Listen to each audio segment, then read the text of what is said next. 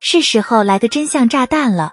如今很多人对自我关怀的认识都很有限，他们认为这一切只是自我放纵和纵容自己，但实际上根本不是那么回事儿。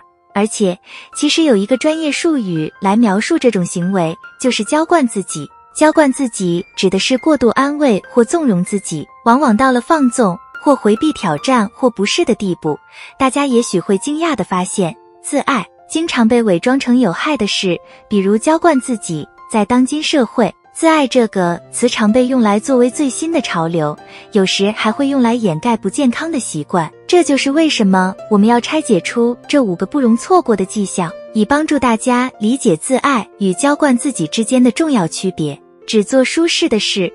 想象一下，心仪的对象约你去远足，你简直无法相信，因为你一直想让他约你，但你更喜欢室内活动，而且担心如果去了会让自己出糗，所以拒绝了。你说服自己说这是自爱，因为你的社交能量有限，需要一个宁静的夜晚，但你却无法摆脱那种沮丧和失望的感觉。想知道自己错过了什么？只做舒适的事是娇惯自己的典型迹象。自助方面的内容创作者卡特·埃莱夫瑟鲁解释说，纵容会让人觉得缺乏自信，照顾自己需要推自己一把，向自己证明即使失败也没关系。因此即使你去了远足，并发生了一些令人尴尬的事，这不太可能会成就或破坏你们的恋情，相反，这可能是你们俩在一起或第一次亲吻的机会。如果他们真的取笑你，那么可以庆幸自己发现了他们的真面目，知道没有他们你会过得更好。只求完美。大家有没有注意过这样的人？他们一想到自己可能做错了什么就生气，而当面对质时，他们完全否认，就像玛丽在电影《劝导》中为自己辩护说，我就是太善良了，这就是我的问题，这让我把我所有的注意力都放在别人身上，而我自己深受其苦。自爱不仅仅是爱自己做的对的事，而是接受自己的全部，包括能够发现自己的缺点并加以改正。记住，骄纵是忽略或淡化缺点，不愿意承认它们的存在。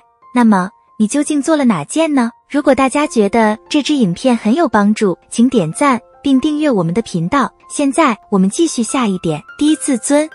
娇惯自己通常根植于父母或照顾者对待孩子的方式。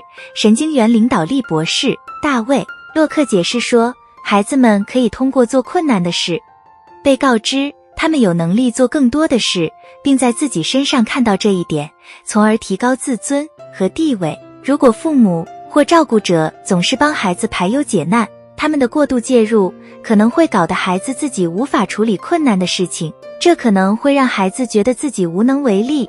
自助内容创作者卡特解释说，这就是为什么父母的溺爱往往会导致长期自我溺爱的后果，比如低自尊。孩子一想到要面对阻碍，可能就会感到不知所措，因为已经习惯于相信自己缺乏处理困难的能力。父权直升机父母，这个说法听起来耳熟吗？这个说法用来形容宠溺孩子的父母。记者泰勒·贝内特解释说，直升机父母可能对不这个字过敏，他们会满足孩子的每个要求，不惜一切代价来保护孩子，尽管他们的意图通常是好的，他们全心全意相信他们的行为是为了孩子的利益最大化，但过度保护会抑制孩子重要生活技能的发展，这可能会导致成年后娇惯自己的循环。在这个循环中，会不断寻求外部认可、支持和安慰，因为没机会获得自信，知道如何自己搞定问题，一定要放松。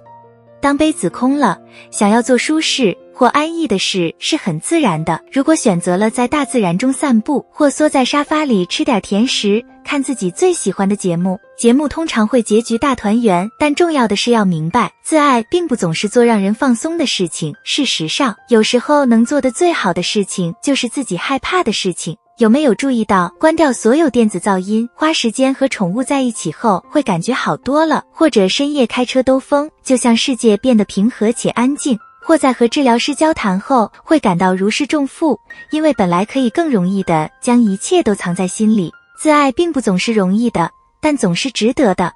如果大家觉得这支影片有帮助，一定要点赞，并在下面评论区写下你关于娇惯自己的想法、经历或见解。不要忘记订阅我们的频道并开启小铃铛，以看到更多新影片。一如既往，感谢收看。